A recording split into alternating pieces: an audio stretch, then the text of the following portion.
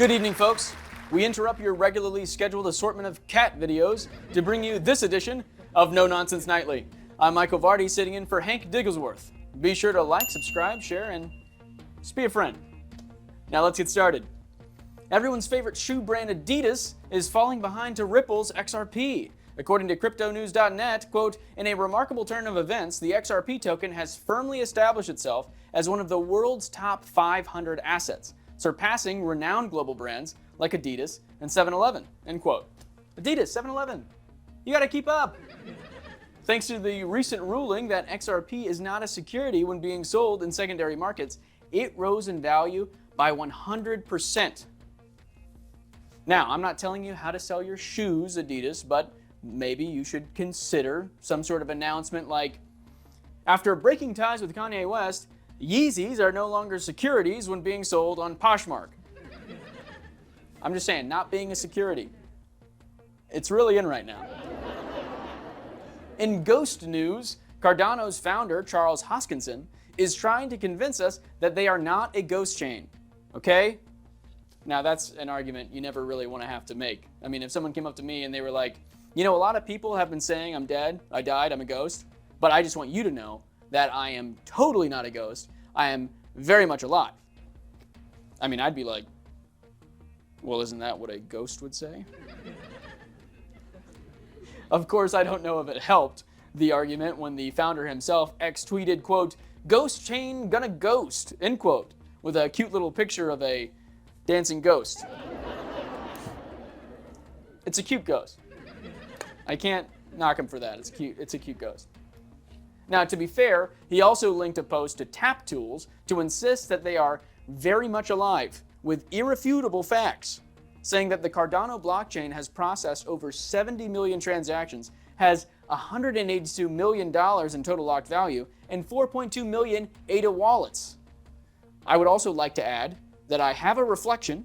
I can leave the house anytime I want, even during the day, and when I walk through a door, I turn the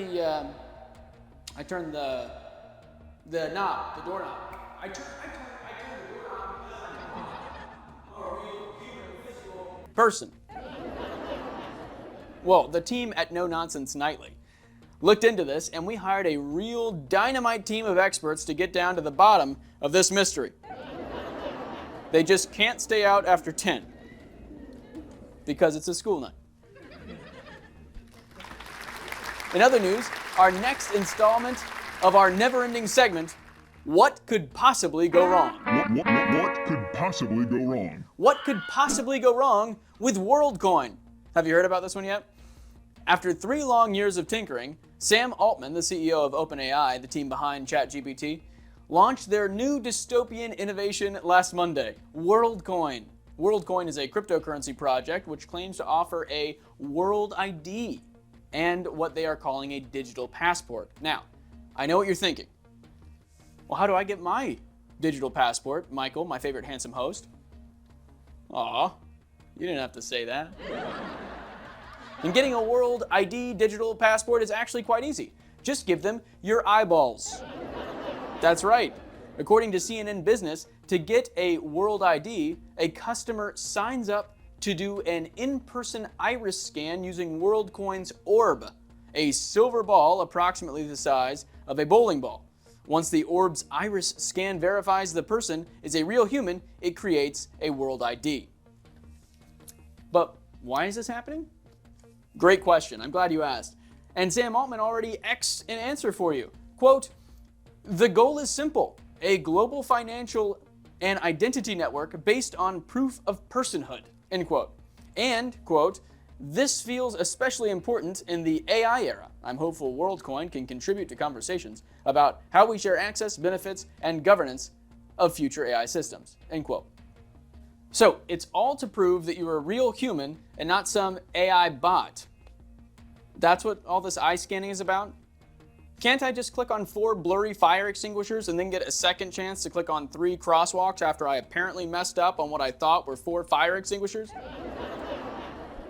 I mean, come on. That looks like a fire extinguisher. If you squint, my hand slipped. I didn't mean to click it, okay? I'm a human, I swear. I'm a real human person. I pass all the CAPTCHA tests easy. And Worldcoin has already scanned over 2 million pairs of eyeballs in the UK, Japan, and India, all for the incentive of a World ID and 25 Worldcoins, or WLD. Now, how does all this work exactly? Well, according to our good friend Reuters, quote, at a crypto conference in Tokyo, people last Tuesday queued in front of a gleaming silver globe, flanked by placards stating, quote, orbs are here, end quote.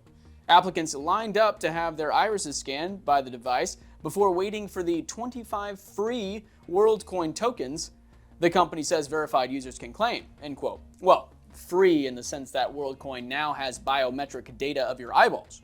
But how much is 25 Worldcoins in real American greenbacks? Well, last Tuesday, one Worldcoin was $2.30, so that would be $57.50. I did that all right here in my head on the spot, not because it's written right there on the teleprompter. You may be wondering, but what do they do with all of my beautiful eye data? Well, there's a privacy policy, so don't worry. But when applicants were asked if they read said privacy policy, the applicant said, but it's so long though. It's so long, I can't read all that. I just want my eyes scanned for the Worldcoins. However, if they had read the privacy policy, they would have found that Worldcoin's data may be passed to subcontractors and could be accessed by governments and authorities. Yes! Crypto! Financial freedom! Fight the power! Take our data! We love you, big brother! Wait.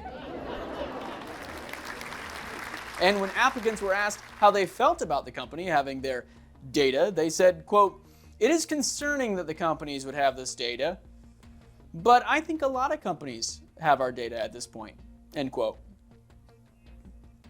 Good point. I mean, if you're already driving, why not go right off the cliff? That's right, users told Reuters they, quote, weighed concerns over data collection against their curiosity about the project, end quote. Well, that's it. That's what we should carve into civilization's gravestone. We weighed our concerns over data collection against the curiosity about the project.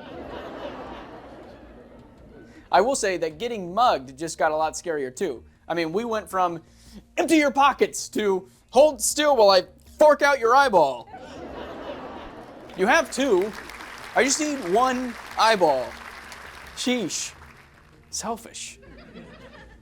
When Altman was asked about the possibilities of Worldcoin, he mused, quote, we think that we need to start experimenting with things so we can figure out what to do, end quote. Okay, so let me get this straight. Step 1, scan the eyeballs of every human on Earth. Step 2, get back to me. Step 3, money. Well, it looks like he's got it all figured out, but until the orbs invade Los Angeles, it looks like this unverified human will just have to figure out how many pictures contain a bicycle. Last but not least, we might have some crypto regulation. According to Axios, quote, the crypto industry is closer than ever to getting the regulatory clarity it wants, end quote. Because last Wednesday, 2 separate pieces of legislation achieved something no other crypto regulatory bill had before, a vote in Congress. And, quote, formerly known as the Financial Innovation and Technology for the 21st Century Act, or FIT21, as all the cool Congress people call it, was advanced by the House Financial Services Committee Wednesday night by a vote of 35 to 15, end quote, which means that both the House Financial Services and Agriculture Committees have endorsed the legislation.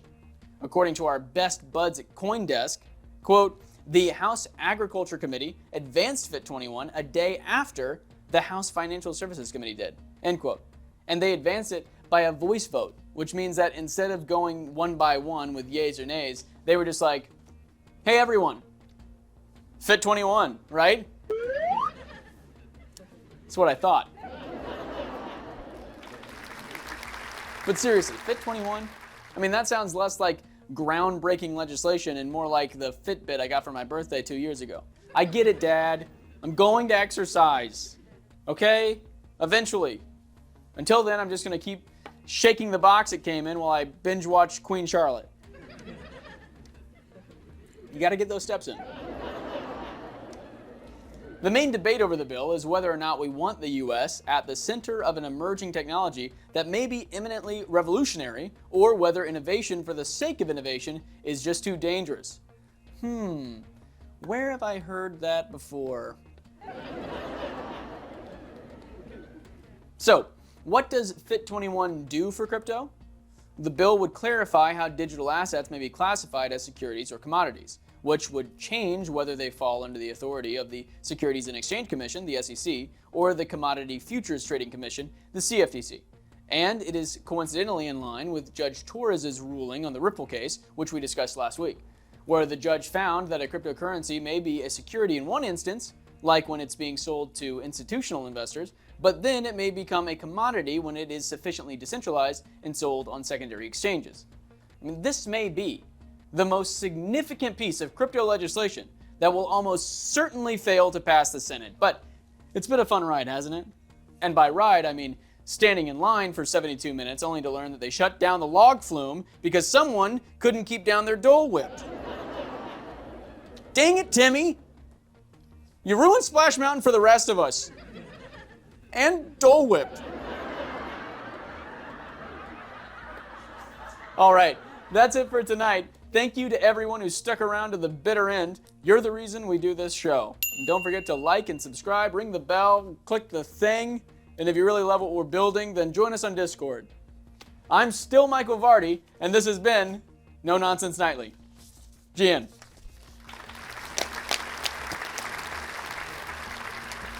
These papers are from a different episode. Who gave me last week's papers?